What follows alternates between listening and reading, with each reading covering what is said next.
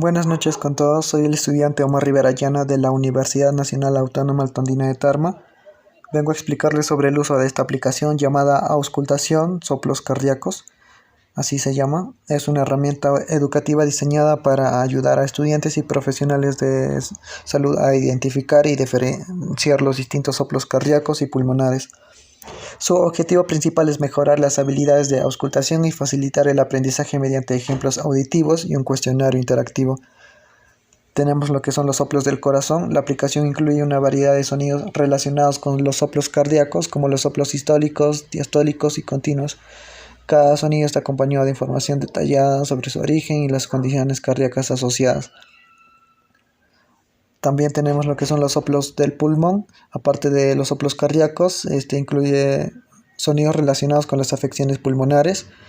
Estos sonidos ayudan a identificar problemas respiratorios como los roncos o estertores, fundamentales en la evaluación clínica.